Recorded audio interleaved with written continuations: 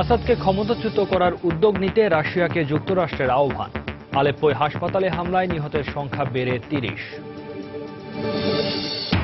পিয়ংইয়ং আবারও ক্ষেপণাস্ত্র ছোঁড়ায় জাতিসংঘের উদ্বেগ, পরীক্ষা ব্যর্থ হয়েছে দাবি ওয়াশিংটনের। উত্তর কোরিয়ায় এক মার্কিন নাগরিকের 10 বছরের কারাদণ্ড। মনোনয়নে অনিশ্চয়তার পরও রানিং মেটের নাম ঘোষণা করায় ক্রুজের সমালোচনা ট্রাম্পের, তার প্রতি মার্কিন জনগণকে আস্থা রাখার আহ্বান স্যান্ডার্সের। এবং ভারতে আবহাওয়ার বিচিত্র আচরণ, দক্ষিণাঞ্চল তীব্র গরমে পড়লেও বন্যায় ভাসছে উত্তর পূর্বাঞ্চল।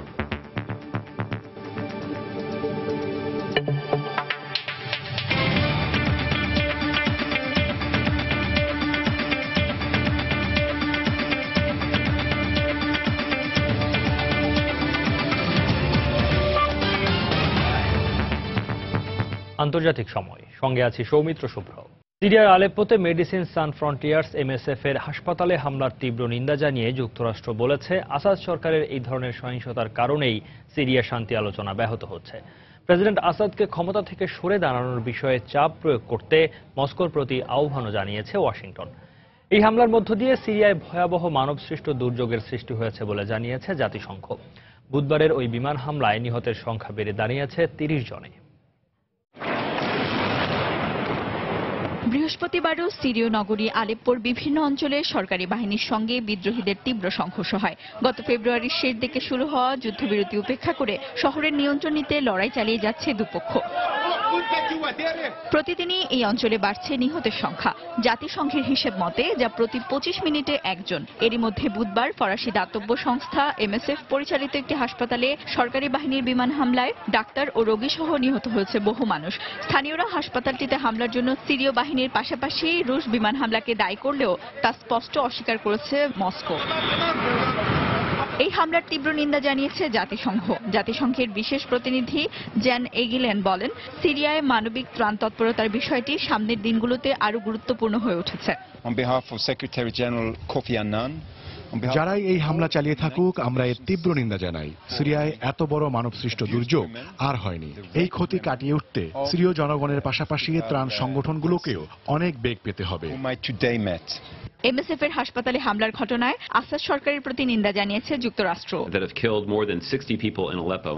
এই হামলার মধ্য দিয়ে প্রমাণ হয়েছে আসাদ সরকার নিজ দেশের জনগণের সঙ্গে শত্রুতামূলক আচরণ করছে। বিদ্রোহীদের দমনের নামে তারা যে সহিংসতা চালাচ্ছে তা বন্ধ না হলে সিরিয়ায় শান্তি প্রতিষ্ঠা অসম্ভব হয়ে পড়বে। আসাদকে বিদ্রোহীদের ওপর হামলা বন্ধ করতে ও যুদ্ধবিরতির প্রতি শ্রদ্ধাশীল থাকার আহ্বানও জানায় ওয়াশিংটন। এই বিষয়ে রুশ প্রশাসনের সহায়তা চাইছেন তারা। যুক্তরাষ্ট্রের পক্ষ থেকে বলা হয়, সিরিয়ার শান্তিপূর্ণ রাজনৈতিক পরিবর্তনে আসাদকে রাজি করাতে রুশ প্রশাসনের চাপ প্রয়োগ করা উচিত। এদিকে সিরীয় সরকারের বরাত দিয়ে গণমাধ্যম জানিয়েছে, দেশটির কুর্দি অধ্যুষিত হাসাকা প্রদেশে নতুন করে আরো 150 সেনা মোতায়েন করেছে যুক্তরাষ্ট্র। একে অবৈধ সামরিক হস্তক্ষেপ বলেও উল্লেখ করে তারা। এরই মধ্যে সিরীয় প্রেসিডেন্ট আসাদের সঙ্গে দেখা করে যুক্তরাষ্ট্রের ভার্জিনিয়ার সিনেটর ডিক ব্ল্যাক মন্তব্য করেছেন, আসাদের পতন হলে সিরিয়া পুরোপুরি আইএসের দখলে চলে যাবে এবং এর পরপরই ইউরোপের দিকে অগ্রসর হবে জঙ্গি দলটি। সাজিদা ইসলাম, সময় সংবাদ। চলতি বছরের মধ্যেই ইরাকের উত্তরাঞ্চলীয় শহর মসুলকে আইএসের দখলমুক্ত করার লক্ষ্য নির্ধারণ করেছে দেশটির সরকার। জঙ্গি গোষ্ঠীটির বিরুদ্ধে চলমান অভিযানে মিত্রশক্তিগুলোর মধ্যে সমন্বয় বাড়ানো ও আইএস নির্মূলে সর্বশেষ অগ্রগতি নিয়ে আলোচনা করতে বৃহস্পতিবার ইরাকে পৌঁছেছেন মার্কিন ভাইস প্রেসিডেন্ট জো বাইডেন। এ সময় দেশটির রাজনৈতিক ও অর্থনৈতিক স্থিতিশীলতা প্রতিষ্ঠায় যুক্তরাষ্ট্রের সহযোগিতা অব্যাহত রাখার কথা জানান বাইডেন। আইএস সদস্যদের নানা কর্মকাণ্ডের ভিডিও প্রকাশের ঘটনা নতুন নয়। তবে সম্প্রতি জঙ্গি সংগঠনটির এক সদস্যের হেলমেটে লাগানো ক্যামেরা থেকে ভিন্নধর্মী ফুটেজ প্রকাশিত হয়েছে, যাতে দেখা যায় ইরাকের উত্তরাঞ্চলীয় কোনো রণক্ষেত্রে কুর্দিদের বিরুদ্ধে তুমুল লড়াই চলছে। শোনা যায় আইএস সদস্যদের উত্তেজিত বাক্যালাপ আর যুদ্ধের নানা নির্দেশনা। 2.5 মিনিটের ওই ভিডিওতে আইএস বন্দুকধারীদের বেশ বেকায়দায় পড়তে দেখা যায়। তাই ধারণা করা হচ্ছে অন্যান্য ভিডিওর মতো এটি তাদের পক্ষ থেকে প্রচার করা হয়নি, বরং নিহত এক আইএস সদস্যের হেলমেটের হেড ক্যামে ধারণ করা ফুটেজ সংগ্রহের পর পেশমার্কা যোদ্ধারা এগুলো প্রকাশ করে থাকতে পারে।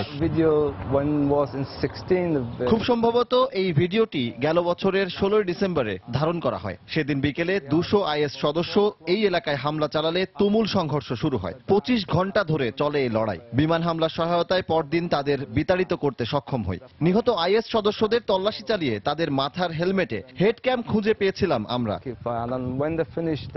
চলমান যুদ্ধে অনেকটা কোণঠাসা হয়ে পড়া আইএসের বিরুদ্ধে আরো সমন্বিত অভিযানের লক্ষ্যে বৃহস্পতিবার ইরাক সফরে আসেন মার্কিন ভাইস প্রেসিডেন্ট জো বাইডেন। চলতি মাসের শুরুতে দেশটি সফরে এসেছিলেন পররাষ্ট্রমন্ত্রী জন কেরি ও প্রতিরক্ষা মন্ত্রী অ্যাশ কার্টারের মতো ওবামা প্রশাসনের দুই উচ্চপদস্থ ব্যক্তি। 2011 সালে মার্কিন সেনা প্রত্যাহারের পর প্রথমবারের মতো ইরাক সফরে এসে প্রধানমন্ত্রী হায়দার আল আবাদি ও পার্লামেন্টারি স্পিকার সালিম আল জাবউরির সঙ্গে বৈঠক করেন জো বাইডেন। এ সময় ইরাকে রাজনৈতিক স্থিতিশীলতা ফিরিয়ে আনতে সরকারের উদ্যোগের প্রশংসা করেন তিনি। প্রধানমন্ত্রী আবাদির সঙ্গে বৈঠকে ইরাকের মসুল থেকে আইএসকে বিতাড়িত করা ও এই অঞ্চলে আমাদের সহযোগীদের মধ্যে সমন্বয় বাড়ানোর বিষয়ে আলোচনা হয়েছে। এই ইস্যুতে স্পিকারের সঙ্গে আলাপেও আশাবাদী হয়েছি আমরা। এদিন ইরাকের স্বায়ত্তশাসিত কুর্দিস্তানের প্রেসিডেন্ট মাসুদ বারজানির সঙ্গে দীর্ঘ সময় ধরে বৈঠক করেন মার্কিন ভাইস প্রেসিডেন্ট। এতে দেশটির উত্তরাঞ্চল থেকে আইএসকে হটাতে কুর্দি পেশমার্গা বাহিনীর সাম্প্রতিক তৎপরতা বিষয়টি গুরুত্ব পায় বলে জানানো হয়। জাহিদুর রহমান, সময় সংবাদ। উত্তর কোরিয়ার আরও দুটি ব্যালিস্টিক ক্ষেপণাস্ত্রের পরীক্ষা চালানোর ঘটনায় উদ্বেগ প্রকাশ করেছে জাতিসংঘ। এ বিষয়ে পরবর্তী ব্যবস্থা নিতে নিরাপত্তা পরিষদের এক রুদ্ধদ্বার বৈঠকও অনুষ্ঠিত হয়েছে। এর আগে বৃহস্পতিবার উত্তরের দুটি মাঝারি পাল্লার ক্ষেপণাস্ত্র পরীক্ষা ব্যর্থ হয় বলে দাবি করে যুক্তরাষ্ট্র ও দক্ষিণ কোরিয়া। এদিকে উত্তর কোরিয়ায় গুপ্তচর বৃত্তির অভিযোগে এক মার্কিন নাগরিককে 10 বছরের কারাদণ্ড দেওয়া হয়েছে। প্রায় 40 বছরের মধ্যে প্রথমবারের মতো উত্তর কোরিয়ার ক্ষমতাসীন দল ওয়ার্কার্স পার্টির জাতীয় কংগ্রেস অনুষ্ঠিত হতে যাচ্ছে আগামী 6 মে। দেশটির সর্বোচ্চ নেতা কিম জং উনের জন্মেরও আগে 1980 সালে দলটির সর্বশেষ কংগ্রেস অনুষ্ঠিত হয়। বিরল এই আয়োজনের আগে উত্তর কোরিয়া পঞ্চমবারের মতো পারমাণবিক বোমার পরীক্ষা চালাতে পারে দক্ষিণের এমন আশঙ্কার মধ্যেই বৃহস্পতিবার পিয়ংইয়ং দুটি মাঝারি পাল্লার ব্যালিস্টিক ক্ষেপণাস্ত্র ছোড়ে বলে জানায় গণমাধ্যম। যুক্তরাষ্ট্র ও দক্ষিণ কোরিয়ার দাবি গত 15 এপ্রিলের মতোই উত্তরের এবারের ক্ষেপণাস্ত্র পরীক্ষার চেষ্টাও ব্যর্থ হয়েছে। তবে উত্তর কোরিয়ার পক্ষ থেকে এই বিষয়ে আনুষ্ঠানিক কোনো প্রতিক্রিয়া দেখানো হয়নি। এদিকে পিয়ংইয়ংকে এমন উস্কানিমূলক কর্মকাণ্ড বন্ধ করার আহ্বান জানিয়েছে জাতিসংঘ। উত্তর কোরিয়া যা করে চলেছে তাতে ক্রমেই কোরিয়া উপদ্বীপে উত্তেজনা বাড়ছে। আন্তর্জাতিক আইনের প্রতি শ্রদ্ধা দেখিয়ে অবিলম্বে তাদের এমন কর্মকাণ্ড বন্ধ করা উচিত। এবছরের শুরুর দিকে উত্তরের পারমাণবিক পরীক্ষা ও দূরপাল্লার ক্ষেপণাস্ত্র উৎক্ষেপণকে কেন্দ্র করে কোরিয়া উপদ্বীপে নতুন করে উত্তেজনা শুরু হয়। এর পরিপ্রেক্ষিতে পিয়ংইয়ং এর উপর নতুন নিষেধাজ্ঞা আরোপ করে আন্তর্জাতিক সম্প্রদায়। এরপরও একের পর এক ক্ষেপণাস্ত্র ছুড়ে চলেছে উত্তর কোরিয়া। আন্তর্জাতিক নিষেধাজ্ঞা উপেক্ষা করে উত্তর কোরিয়া বৃহস্পতিবার নতুন করে ক্ষেপণাস্ত্র ছোড়ায় দেশটির বিরুদ্ধে কঠোর ব্যবস্থা নেওয়ার ইঙ্গিত দিয়েছে জাতিসংঘ। বৃহস্পতিবার নিরাপত্তা পরিষদের এক রুদ্ধদ্বার বৈঠক শেষে পরিষদের বর্তমান প্রেসিডেন্ট চীনার প্রতিনিধি লিউ জেই জানান এর শক্ত জবাব দেওয়ার প্রস্তুতি চলছে। এদিকে উত্তর কোরিয়ায় গুপ্তচর বৃত্তির অভিযোগে দক্ষিণ কোরীয় বংশোদ্ভূত এক মার্কিন নাগরিককে 10 বছরের সশ্রম কারাদণ্ড দিয়েছেন দেশটির আদালত। কিম ডং চাল নামের ওই মার্কিনই উত্তর কোরিয়া চরবৃত্তির জন্য দক্ষিণ কোরিয়ার কাছ থেকে অর্থ নেওয়ার কথা স্বীকার করেছে বলে জানায় পিয়ংইয়ং। গত বছরের অক্টোবরে তাকে গ্রেফতার করা হয়। রিয়াদুল ইসলাম, সময় সংবাদ। আন্তর্জাতিক সময়ে আরও দেখবেন, ইসরায়েলি বাহিনীর গুলিতে ফিলিস্তিনি ভাইবোন নিহতের ঘটনায় প্রেসিডেন্ট আব্বাসের ক্ষোভ। মধ্যপ্রাচ্যের শান্তি পরিকল্পনার ফরাসি প্রস্তাব নাকচ তেল আবিবের।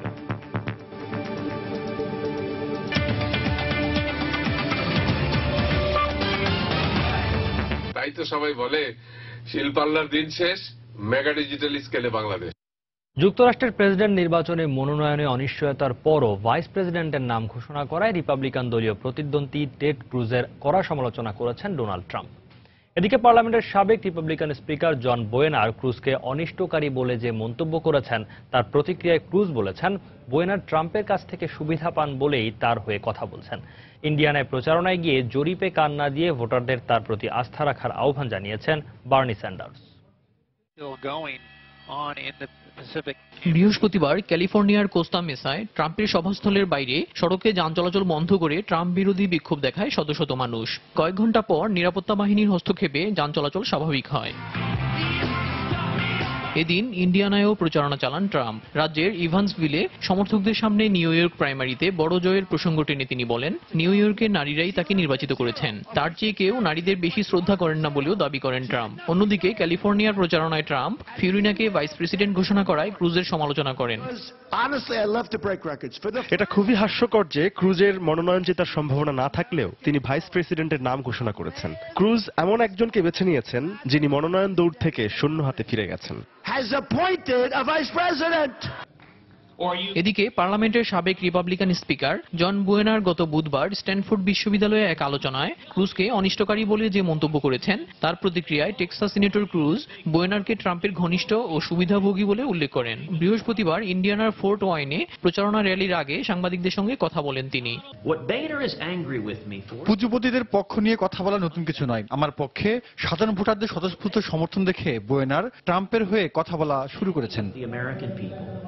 এদিন উত্তর পশ্চিমাঞ্চলীয় রাজ্য ওরেগনে প্রচারণা চালান ডেমোক্রেট মনোনয়ন প্রার্থী বার্নি স্যান্ডার্স। বিভিন্ন জরিপে কান না দিয়ে নিজ সমর্থকদের তার প্রতি আস্থা রাখার আহ্বান জানান ভারমন্টের সিনেটর। জনগণের মতামতকে উপেক্ষা করে হিলারিকে সমর্থন করায় সুপার ডেলিগেটদের সমালোচনা করেন তিনি। এখন মনোনয়ন নয়, প্রেসিডেন্ট নির্বাচনের কথা ভাবতে হবে আপনাদের। যুক্তরাষ্ট্রে ইতিবাচক পরিবর্তন আনতে পারবে এবং পুঁজিপতিদের বদলে জনগণের জন্য কাজ করবে এমন একজনকেই আপনারা নির্বাচিত করবেন বলে আশা রাখি। আগামী ৩রা মে মধ্য পশ্চিমাঞ্চলীয় রাজ্য ইন্ডিয়ানায় দুই দলের মনোনয়ন বাছাই অনুষ্ঠিত হবে। এই রাজ্যে রিপাবলিকানদের ৫৭ ও ডেমোক্রেটদের ৯২টি ডেলিগেট রয়েছে।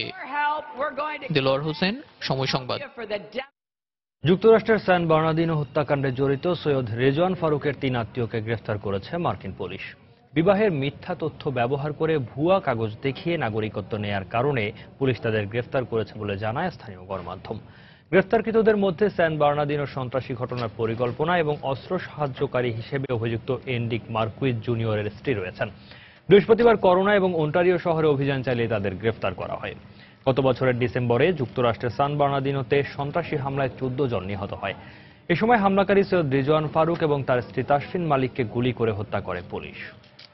ভারতের দক্ষিণাঞ্চলে একদিকে যখন চলছে তীব্র দাবদাহ, অন্যদিকে দেশটির উত্তর পূর্বাঞ্চলে বন্যায় দুর্ভোগ পোহাচ্ছে বহু মানুষ।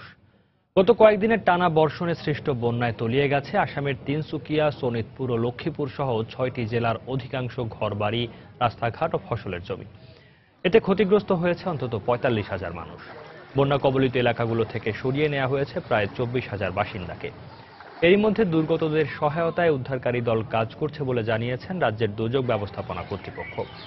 অন্যদিকে পশ্চিমবঙ্গ, উত্তরপ্রদেশ, হরিয়ানা, তেলেঙ্গানা সহ বিভিন্ন রাজ্যে বিরাজ করছে তীব্র দাবদাহ। হিট স্ট্রোকে তেলেঙ্গানায় বৃহস্পতিবার আরও ১৬ জনের মৃত্যুর খবর জানায় গণমাধ্যম। ভারতের উত্তরপ্রদেশে অগ্নিকাণ্ডে ৪ বোন সহ একই পরিবারের ৬ সদস্যের মৃত্যু হয়েছে। ঘরে জ্বালিয়ে রাখা মোমবাতি থেকে শুক্রবার ভোরে আগুনের সূত্রপাত হয় বলে ধারণা করছে পুলিশ। প্রত্যক্ষদর্শীরা জানায় বাবা মা একটি বিয়ের অনুষ্ঠানে যোগ দিতে বাড়ির বাইরে ছিলেন। নিহতদের মরদেহ উদ্ধার করেছে পুলিশ। এদিকে রান্না করতে গিয়ে অগ্নিকাণ্ডের ঘটনা বেড়ে যাওয়ার প্রেক্ষিতে বিহার প্রদেশে সকাল ৯টা থেকে সন্ধ্যা ৬টা পর্যন্ত আগুন জ্বালানোর ওপর নিষেধাজ্ঞা আরোপ করা হয়েছে। সম্প্রতি এক অগ্নিকাণ্ডে একই পরিবারের ১২ জনের মৃত্যুর পর এ নিষেধাজ্ঞা আরোপ করা হয়। এই নিয়ম অমান্য করলে ২ বছর পর্যন্ত জেল হতে পারে বলেও জানান মুখ্যমন্ত্রী নীতিশ কুমার। আন্তর্জাতিক সময় আরও যা দেখবেন। তথ্য প্রযুক্তি খাতে বাংলাদেশ নতুন উচ্চতায় পৌঁছেছে বলে মত বিশ্বের বড় বড় প্রযুক্তি ব্যবসায়ী প্রতিষ্ঠানগুলো। বিনিয়োগের আগ্রহ প্রকাশ। পশ্চিম তীরে ইসরায়েলি বাহিনীর গুলিতে ফিলিস্তিনি ভাই বোন নিহত হওয়ার ঘটনায় তীব্র নিন্দা জানিয়েছেন ফিলিস্তিনের প্রেসিডেন্ট মাহমুদ আব্বাস। একে বিচার বহির্ভূত হত্যাকাণ্ড হিসেবে উল্লেখ করে তিনি বলেন, ছুরি হাতে হামলার অভিযোগ তুলে গুলি করে অবোধ কিশোর কিশোরীদের হত্যা করা জঘন্যতম অপরাধ। অধিকৃত অঞ্চলে একের পর এক এই ধরনের নৃশংস হত্যাকাণ্ডের পরও আন্তর্জাতিক মহল কেন কোনো পদক্ষেপ নিচ্ছে না তা নিয়েও ক্ষোভ প্রকাশ করে ফিলিস্তিনি মন্ত্রিসভা। এই ঘটনার একদিনের ব্যবধানে আরও এক ফিলিস্তিনি কিশোরের ওপর গুলি চালিয়ে তাকে মারাত্মকভাবে জখম করেছে পুলিশ। এদিকে গাজায় যুদ্ধবিধ্বস্ত ফিলিস্তিনিদের জন্য জাতিসংঘের অর্থায়নে শুরু হওয়া গৃহায়ন প্রকল্প ইসরায়েলের অবরোধের কারণে স্থগিত ঘোষণা করা হয়েছে। বিশ্ব সংস্থার পক্ষ থেকে জানানো হয়, ইসরায়েল অবরুদ্ধ অঞ্চলে সিমেন্ট সহ বিভিন্ন নির্মাণ সামগ্রী প্রবেশ নিষিদ্ধ করার কারণে প্রকল্পের কাজ আপাতত বন্ধ থাকবে।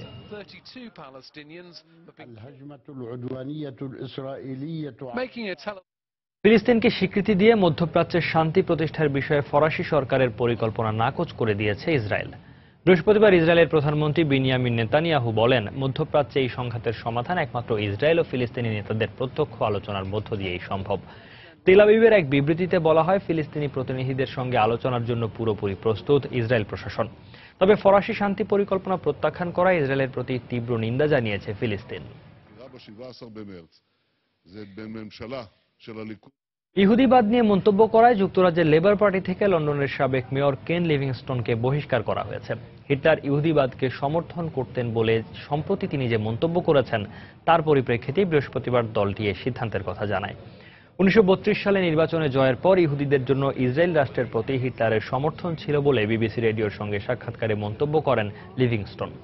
পাশাপাশি পার্লামেন্ট সদস্য নাজসার ইসরায়েল বিরোধী বক্তব্যেরও সমর্থন করেন তিনি। এ নিয়ে প্রবল সমালোচনা ও দলের দুর্নাম ঠেকাতেই তাকে বহিষ্কারের সিদ্ধান্ত বলে জানায় গণমাধ্যম। ব্রিটিশ পার্লামেন্টে বিরোধী দল লেবার পার্টির নেতা জেরেমি করবিন জানান, তাদের দলে বর্ণবাদের কোনো স্থান নেই। আফগানিস্তানের কুন্দুজে হাসপাতালে মার্কিন বিমান হামলার ঘটনায় 16 মার্কিন সেনার বিরুদ্ধে শাস্তিমূলক ব্যবস্থা গ্রহণ করা হয়েছে বলে জানিয়েছে ওয়াশিংটন। তবে তাদেরকে কি সাজা দেওয়া হয়েছে সে বিষয়ে জানানো হয়নি। অভিযুক্ত 16 সেনার মধ্যে বেশ কয়েকজন বিশেষ সংস্থার সদস্য এবং একজন জেনারেল অফিসার রয়েছেন বলে জানা যায়।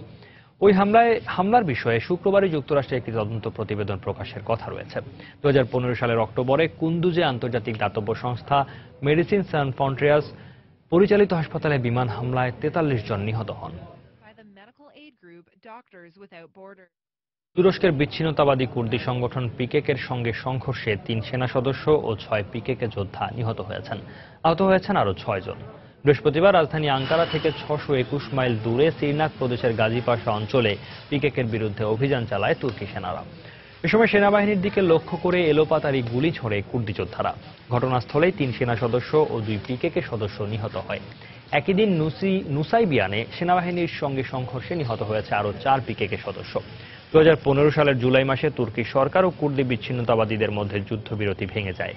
এরপর থেকে কুর্দিদের ওপর আঙ্কারার সশস্ত্র অভিযানে অন্তত 5000 পিকেকে সদস্য নিহত হয়েছেন বলে জানিয়েছে গণমাধ্যম। ইরানের পার্লামেন্ট নির্বাচনে 68টি আসনের ভোট গ্রহণ অনুষ্ঠিত হচ্ছে আজ। স্থানীয় সময় সকাল 8টা থেকে ভোট গ্রহণ শুরু হয়ে চলবে সন্ধ্যা 7টা পর্যন্ত। ফেব্রুয়ারিতে দেশটির 290 আসন বিশিষ্ট মজলিসের সাধারণ নির্বাচনে 68টি আসনে কোনো প্রার্থী 50% বেশি ভোট না পাওয়ায় আজ আবারও ভোট নেওয়া হচ্ছে। এসব আসনে 136 জন প্রার্থী প্রতিদ্বন্দ্বিতা করছেন। ইরানের স্বরাষ্ট্র মন্ত্রণালয় জানায়, 21টি প্রদেশের 15,350টি কেন্দ্রে শান্তিপূর্ণভাবে এই ভোট গ্রহণ চলছে। রক্ষণশীলদের তুলনায় প্রেসিডেন্ট হাসান রুহানির জোট এবারের নির্বাচনে সংখ্যাগরিষ্ঠতা পেতে পারে বলে আভাস দিয়েছে গণমাধ্যম। বর্তমান সংসদের সর্বোচ্চ নেতা আয়াতুল্লাহ আলী খামেনির দলের সংখ্যাগরিষ্ঠতা রয়েছে। পাকিস্তান ও ভারতের পররাষ্ট্র সচিব পর্যায়ে অনুষ্ঠিত বৈঠকটি ঘটা করে আয়োজিত না হলেও এতে বেশ গঠনমূলক আলোচনা হয়েছে বলে জানিয়েছে ভারতের পররাষ্ট্র মন্ত্রণালয়।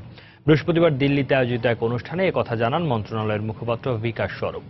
গেল মঙ্গলবার হার্ট অব এশিয়া সম্মেলনের পার্শ্ব বৈঠক হিসেবে অনুষ্ঠিত এই দ্বিপাক্ষিক আলোচনায় পরস্পরের সম্পর্ক দৃঢ় করতে উভয় দেশ তাদের পরিকল্পনার প্রকাশ করেছে এবং একই লক্ষ্য অর্জনে আলোচনা চালিয়ে যেতে দুপক্ষই সম্মত হয়েছে বলে দাবি করেন তিনি। সম্প্রতি ভারতের পাঠানকোট বিমান ঘাঁটিতে সন্ত্রাসী হামলার যৌথ তদন্তের কার্যক্রম নিয়েও আলোচনা হয় বলে জানান স্বরূপ। ভিআইপিদের জন্য হেলিকপ্টার কেনায় দুর্নীতির অভিযোগ এনে কংগ্রেস সভানেত্রী সোনিয়া গান্ধীর বিরুদ্ধে এক আইনজীবীর আবেদন গ্রহণ করে আগামী সপ্তাহে শুনানির আদেশ দিয়েছে দেশটির সুপ্রিম কোর্ট। 3 বিচারপতির সমন্বয়ে গঠিত ডিভিশন বেঞ্চ শুক্রবার এই আদেশ দেয়। এতে কংগ্রেস সভানেত্রী সোনিয়া গান্ধী, সাবেক প্রধানমন্ত্রী মনমোহন সিং এবং সোনিয়া গান্ধীর রাজনৈতিক সচিব আহমেদ প্যাটেলের বিরুদ্ধে জনস্বার্থ মামলা শুনানির জন্য গ্রহণ করা হয়। কংগ্রেস নেতৃত্বাধীন সাবেক ইউপিএ সরকারের আমলে ইতালির অগাস্টাস ওয়েস্টল্যান্ড সংস্থা থেকে 12টি হেলিকপ্টার ক্রয়ে ঘুষ লেনদেনের ওই প্রতিষ্ঠানের 2 কর্মকর্তাকে দোষী সাব্যস্ত করে মিলানের আদালত। তবে কংগ্রেসের পক্ষ থেকে দুর্নীতির অভিযোগ নাকচ করা হয়। অস্ট্রেলিয়ার নাউরুতে একটি জেলখানায় এক ইরানি অভিবাসন প্রত্যাশী নিজের গায়ে আগুন দিয়ে আত্মাহুতি দিয়েছেন। শুক্রবার অস্ট্রেলিয়ার কর্মকর্তারা এই খবর নিশ্চিত করেছেন। অস্ট্রেলিয়ার উপকূলে অবৈধভাবে আসা অভিবাসন প্রত্যাশীদের নাউরু সহ আশপাশের দ্বীপদেশগুলোতে পাঠিয়ে দেয় অস্ট্রেলীয় সরকার। অমিদ নামের 23 বছর বয়সী ইরানি নাগরিক নিজের গায়ে আগুন দেওয়ার পর তাকে দ্রুত ব্রিসবেনের একটি হাসপাতালে পাঠানো হলে সেখানে তার মৃত্যু হয়। নাউরুর সরকারি কর্মকর্তারা জানিয়েছেন, রাজনৈতিক প্রতিবাদ হিসেবেই এই ঘটনা ঘটিয়েছেন অমিদ। এমন এক সময়ে এই ঘটনা ঘটল যখন পাপুয়া নিউগিনির মানুস আইল্যান্ডে অস্ট্রেলিয়ার অভিবাসী পুনর্বাসন কেন্দ্র বন্ধ হওয়ার মুখে। ইউক্রেনের পূর্বাঞ্চলে একটি চেক পয়েন্টে গোলাবর্ষণে অন্তত 4 জন বেসামরিক নাগরিক নিহত হয়েছেন। এই ঘটনায় আহত হয়েছেন প্রায় 15 জন। ইউক্রেনের দোনেৎস্ক অঞ্চলের বিদ্রোহী নিয়ন্ত্রিত গ্রাম ওলেনিভাকায় এই ঘটনা ঘটে। বিদ্রোহী গোষ্ঠী জানিয়েছে ওই গ্রামে রাতভর হামলা চালিয়েছে সেনাবাহিনী। এতে গ্রামটির অন্তত 6টি বাড়ি ও একটি হাসপাতাল ক্ষতিগ্রস্ত হয়েছে। তবে বিদ্রোহীদের অভিযোগ অস্বীকার করেছে দেশটির সেনাবাহিনী। ইউক্রেনে 2014 সালে গৃহযুদ্ধ শুরু হয়। এরপর 2015 সালের ফেব্রুয়ারিতে মিন্সকে সেনাবাহিনী ও বিদ্রোহীদের মধ্যে যুদ্ধবিরতি চুক্তি স্বাক্ষরিত হওয়ার পরও সংঘর্ষে এ পর্যন্ত 9,100-এরও বেশি মানুষ নিহত হয়েছেন। ফ্রান্সের রাজধানী প্যারিসে পুলিশ ও সরকার বিরোধী বিক্ষোভকারীদের মধ্যে ব্যাপক সংঘর্ষ হয়েছে। এতে 24 জন পুলিশ আহত হয়েছেন। সংঘর্ষ চলাকালে 124 জন বিক্ষোভকারীকে গ্রেফতার করেছে পুলিশ। সরকারের প্রস্তাবিত শ্রম আইন সংস্কারের প্রতিবাদ জানিয়ে দেশটিতে গত 31 মার্চ থেকে শুরু হওয়া বিক্ষোভ অব্যাহত রয়েছে। এর প্রেক্ষিতে বৃহস্পতিবার প্যারিসের রাস্তায় নেমে বিক্ষোভ করেন প্রায় 15,000 বিক্ষোভকারী। বিক্ষোভ চলাকালে তাদের বাধা দিলে পুলিশকে লক্ষ্য করে ইট ও দাহ্য পদার্থ ছোঁড়ে বিক্ষুব্ধ আন্দোলনকারীরা।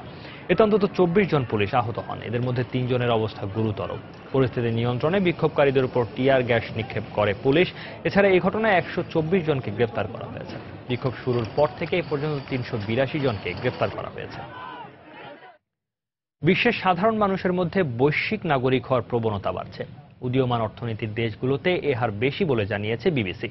সম্প্রতি বিবিসি ওয়ার্ল্ড সার্ভিসের এক জরিপে এ তথ্য উঠে এসেছে। সংস্থাটি গ্লোব স্ক্যান নামের একটি প্রতিষ্ঠানের মাধ্যমে 18টি দেশে 20,000 মানুষের মধ্যে এ জরিপ পরিচালনা করে। এতে দেখা যায় উদীয়মান অর্থনীতির দেশগুলোতে গড়ে 56% মানুষ নিজেদের নির্দিষ্ট কোনো দেশের নাগরিক ভাবার চেয়ে বিশ্ব নাগরিক ভাবতেই পছন্দ করেন। এর মধ্যে নাইজেরিয়ায় 73, চীনে 71, পেরুতে 70 ও ভারতে 67% মানুষ এমন মনোভাবের কথা জানিয়েছেন। অন্যদিকে জার্মানিতে মাত্র 30% মানুষ নিজেদের বিশ্ব নাগরিক মনে করেন। ভিন্ন জনগোষ্ঠীর মধ্যে বিয়ের প্রশ্নে স্পেন, যুক্তরাজ্য ও ফ্রান্সে যথাক্রমে 91, 86 ও 79% মানুষ সমর্থনের কথা জানিয়েছেন। এছাড়া সিরীয় শরণার্থীদের মতো ভিন্ন সংস্কৃতির মানুষদের গ্রহণের প্রশ্নে স্পেনের 84% ও কানাডার 77% মানুষ ইতিবাচক মনোভাব জানিয়েছেন। পাকিস্তানে সর্বোচ্চ 43% মানুষ ধর্মীয় বিচারে মানুষের পরিচয় শনাক্ত করে থাকে বলেও জরিপে উঠে আসে।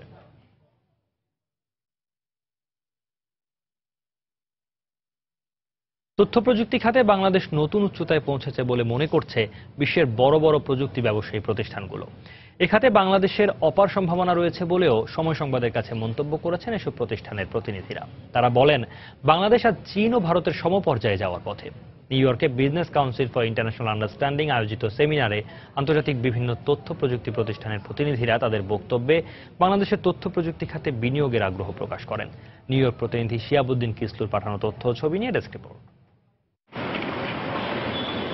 বৃহস্পতিবার যুক্তরাষ্ট্রের নিউ ইয়র্কের ম্যানহাটনে ওয়ালডর্ফ অ্যাস্টোরিয়ার কনরেড সুটে বাংলাদেশের তথ্য ও প্রযুক্তি খাতে ব্যাপক উন্নয়ন ও বিনিয়োগের সম্ভাবনা নিয়ে সেমিনারের আয়োজন করে business council for international understanding BCIC. Bangladesh কনসুলেটের সহযোগিতায় এই সেমিনারে তথ্য ও প্রযুক্তি বিষয়ক প্রতিমন্ত্রী জুনায়েদ আহমেদ পলক বাংলাদেশের অব্যবহৃত 7 ভাগ প্রবৃদ্ধি সহ তথ্য ও প্রযুক্তি খাতে বাংলাদেশ সরকারের উন্নয়নের বিশদ তথ্য তুলে ধরেন। বাংলাদেশ সরকার সাইবার নিরাপত্তায় নতুন একটি আইন প্রণয়ন করতে যাচ্ছে বলেও জানান তিনি। জননেত্রী শেখ হাসিনার নেতৃত্বে সঠিক পথে এগিয়ে যাচ্ছে এবং আমরা ডিজিটাল বাংলাদেশ বিনির্মাণের পথে আসলে যে সারা বাংলাদেশের যে কানেক্টিভিটি আমরা নিশ্চিত করেছি, হিউম্যান রিসোর্স তৈরি করেছি এবং আমাদের ইন্ডাস্ট্রি যে প্রমোশনাল অ্যাক্টিভিটিস এটি খুব দ্রুত এগিয়ে যাচ্ছে। এটি কার্নির যে কনসাল্টিং ফার্ম তাদের রিপোর্ট অনুসারে গ্লোবাল সার্ভিস লোকেশন ইন্ডেক্সে আমরা 22তম অবস্থায় এসেছি। গত বছর ছিলাম আমরা 26তম, অর্থাৎ ইনভেস্টমেন্ট অপরচুনিটি আরো বেড়েছে। তথ্য প্রযুক্তি খাতে বাংলাদেশের বিপুল সম্ভাবনা কাজে লাগাতে বিদেশি বিনিয়োগকারীদেরকে নিয়ে এ ধরনের সেমিনারকে অত্যন্ত সময়োচিত বলে মন্তব্য করেছেন বিভিন্ন প্রতিষ্ঠানের প্রতিনিধিরা। Impact is really exciting. আপনি দেখছেন এক্সাইটমেন্ট অফ দ্য পিপল। ওরা ওই create a wow factor means that wow, Bangladesh over 160 million people, growing economy, over 7% GDP year after year. দারুণ একটা উদ্যোগ বাংলাদেশ সরকারের পক্ষ থেকে। এখানে যারা বাংলাদেশি ডায়াসপোরারা আছি আমরা, তাদের এই যে সুযোগটা দেশের প্রযুক্তির ক্ষেত্রে ইনভেস্ট করার, সেটা ডেফিনেটলি একটা বড় সুযোগ এনে দেবে। বাংলাদেশ আজ ভারত ও চীনের সাথে পাল্লা দিয়ে এগিয়ে চলেছে বলে মন্তব্য করেছেন এপিফানি পার্টনার্সের নির্বাহী প্রযোজক ডেভিড ট্রব। সাম্প্রতিককালে বিভিন্ন ক্ষেত্রে বাংলাদেশের উন্নতি আমাকে মুগ্ধ করেছে। বিশেষ করে তথ্য প্রযুক্তিতে বাংলাদেশের অগ্রযাত্রা সত্যিই চোখে পড়েছে। Biotech financier representative, multiple Chinese entities, angel investor, venture catalyst, UTC associates, RMC development LLC, Grabowski strategy, social impact financier সহ বিভিন্ন প্রতিষ্ঠানের নির্বাহী কর্মকর্তারা সেমিনারে উপস্থিত ছিলেন। সেমিনারে তথ্য প্রযুক্তি খাতে বাংলাদেশের উন্নয়নের উপর প্রামাণ্যচিত্র প্রদর্শন করা হয়। সময় সংবাদ, নিউ ইয়র্ক। আন্তর্জাতিক পর্যায়ের অর্থ বাণিজ্যের খবর। দেশের চলমান পরিস্থিতি বিবেচনায় রাষ্ট্রীয় মালিকানাধীন দোকানগুলোতে বেশ কিছু খাদ্যপণ্যের দাম কমিয়েছে কিউবার সরকার। নতুন সিদ্ধান্ত অনুযায়ী আমদানি করা পণ্য ডলারের সঙ্গে সমন্বয় করে কিউবান বিনিময়যোগ্য পেসোতে সাশ্রয়ী মূল্যে কিনতে পারবেন ক্রেতারা। পণ্য সাশ্রয়ী হওয়ায় এই সিদ্ধান্তকে স্বাগত জানিয়েছেন কিউবানরা। বেতন কাঠামো কিংবা পেনশন, মূল্যস্ফীতির বাজারে কোনোটাই দৈনন্দিন জীবনের ব্যয় মেটাতে যথেষ্ট নয় কিউবানদের জন্য। একদিকে দ্রব্যমূল্যের ঊর্ধ্বগতি, অন্যদিকে আয় ব্যয় অসমতা। এসব বিবেচনায় রেখে রাষ্ট্রীয় মালিকানাধীন বাজারগুলোতে বেশ কিছু নিত্যপণ্যের দাম কমিয়েছে কিউবার সরকার। এতে করে আমদানি করা পণ্য কিউবান বিনিময়যোগ্য পেসোতে আরো কম দামে কিনতে পারবেন তারা। কিউবায় দুই ধরনের মুদ্রা ব্যবহৃত হয়। আমদানি করা পণ্য কিনতে কিউবান বিনিময়যোগ্য পেসোর একক ব্যবহৃত হয়, যেটা প্রায় ডলার সমমূল্যের। এ এককের মান বেশি হয়, পণ্যগুলো অনেকেরই সামর্থ্যের বাইরে। এ কারণে দ্রব্যমূল্য কমিয়ে আনার উদ্যোগ সরকারের। খুব ভালো সিদ্ধান্ত এটা, কারণ বেতন কিংবা পেনশন অনুযায়ী যে কোনো খাদ্যপণ্য কিনতে আমাদের খুব কষ্ট হয়ে যায়। এটা স্বল্প আয়ের কিউবানদের সহায়তা করবে।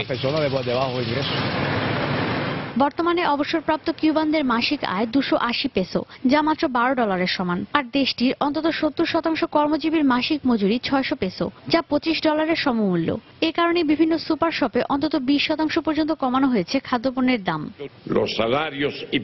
বেতন আর পেনশন দৈনন্দিন প্রয়োজন মেটাতে দিন দিনই অপর্যাপ্ত হয়ে পড়ছে, কারণ এদেশে বেতন 43% হারে বাড়ে। তাই আমরা দ্রব্যমূল্য কমিয়ে কিউবানদের সাহায্য করছি। সোভিয়েত ইউনিয়ন ভেঙে যাওয়ার পর অনেক পণ্যই ডলার দিয়ে আমদানি করতে হতো কিউবার। এ কারণে 2004 সালে ডলার সমমূল্যের একটি একক চালু করল কিউবার সরকার। কিউবান বিনিময়যোগ্য পেসো এককে এখন ডলারের হিসেবেই আমদানি করা পণ্যের মূল্য পরিশোধ করেন কিউবানরা। ঈশিতা ব্রহ্ম, সময় সংবাদ। 2015 সালের 25 এপ্রিল নেপালে 7.8 মাত্রার ভয়াবহ ভূমিকম্পে প্রায় 9000 মানুষের প্রাণহানির পাশাপাশি ধ্বংস হয়েছে 741টি ঐতিহাসিক স্থাপনা। নষ্ট হয়েছে অন্তত শতাধিক ভাস্কর্য। ভূমিকম্পের পর দেশটির পর্যটন শিল্প অনেকটাই মুখ থুবড়ে পড়েছে।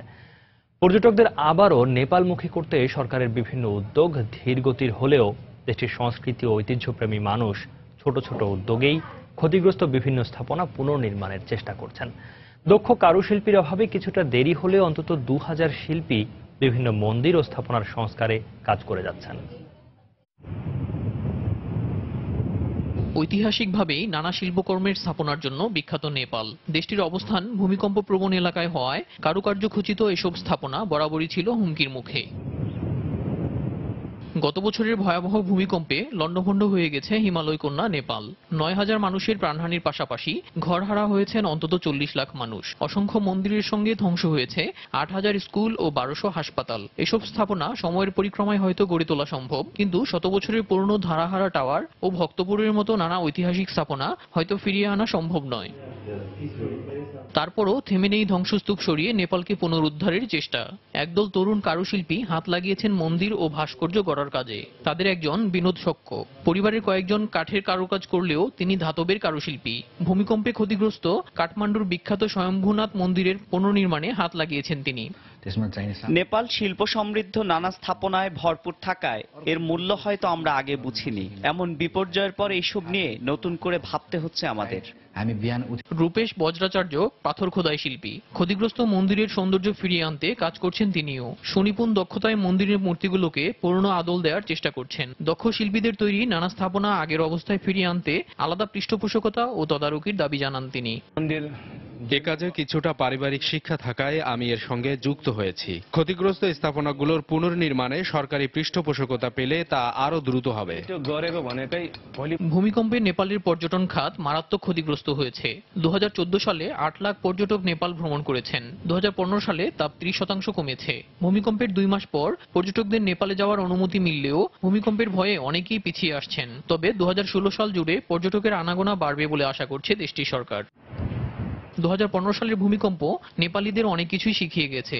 যে কোনো বিপর্যয়ের জন্যই তৈরি থাকার পাশাপাশি শিল্প ও সংস্কৃতিকে টিকিয়ে রাখতে চায় আলাদা পরিকল্পনা। প্রাকৃতিক বিপর্যয়ে নানা স্থাপনা রক্ষা করতে না পারলেও শিল্পপ্রেমী নেপালিরা কারুশিল্পকে টিকিয়ে রাখতে চান প্রজন্ম থেকে প্রজন্মে। দেলোয়ার হোসেন, সময় সংবাদ।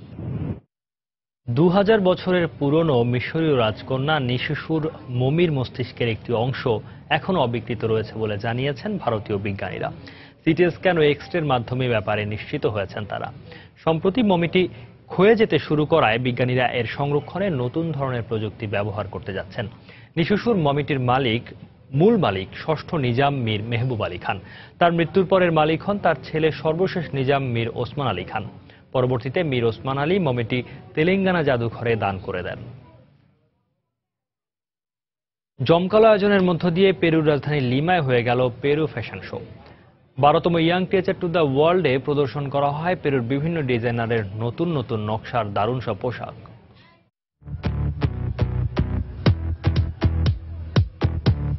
মডেলরা ব্যস্ত নিজেকে সুন্দর ও পরিপাটি করে সাজাতে। 3 দিনব্যাপী পেরু ফ্যাশন শো উপলক্ষে আয়োজিত মঞ্চে ওঠার আগে নিজেদের এভাবেই তৈরি করে নেন তারা।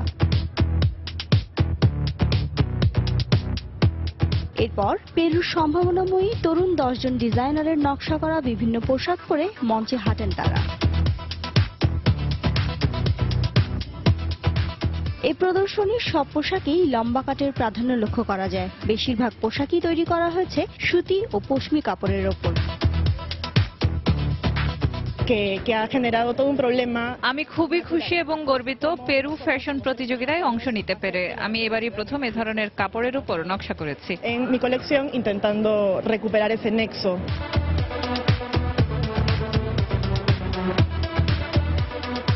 9 জন প্রতিযোগীকে পেছনে ফেলে এবারের young creature to the world প্রতিযোগিতায় বিজয়ী হয়েছেন পেরুর ট্রুজিল্লো শহর থেকে আসা ডিজাইনার ভেনিয়া তাফুর। প্রতিযোগিতা শেষে তার হাতে পুরস্কার তুলে দেওয়া হয়। শিরিন আক্তার, সময় সংবাদ। এ পর্যায়ে আবারও জানিয়ে দিচ্ছি আন্তর্জাতিক সময়ের শীর্ষ সংবাদগুলো। আসাদকে ক্ষমতাচ্যুত করার উদ্যোগ নিতে রাশিয়াকে যুক্তরাষ্ট্রের আহ্বান। আলেপ্পোয় হাসপাতালে হামলায় নিহতের সংখ্যা বেড়ে 30। পিয়ংইয়ং আবারও ক্ষেপণাস্ত্র ছোড়ায় জাতিসংঘের উদ্বেগ। পরীক্ষা ব্যর্থ হয়েছে দাবি ওয়াশিংটনের। উত্তর কোরিয়ায় এক মার্কিন নাগরিকের 10 বছরের কারাদণ্ড। মনোনয়নে অনিশ্চয়তার পরও রানিং মেটের নাম ঘোষণা করায় ক্রুজের সমালোচনা ট্রাম্পের। তার প্রতি মার্কিন জনগণকে আস্থা রাখার আহ্বান স্যান্ডার্সের। এবং ভারতে আবহাওয়ার বিচিত্র আচরণ। দক্ষিণাঞ্চল তীব্র গরমে পুড়লেও বন্যায় ভাসছে উত্তর পূর্বাঞ্চল।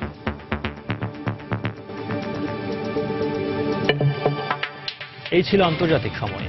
যে কোনো খবর পেতে ভিজিট করুন সময়নিউজ.tv। সঙ্গে থাকুন সময়।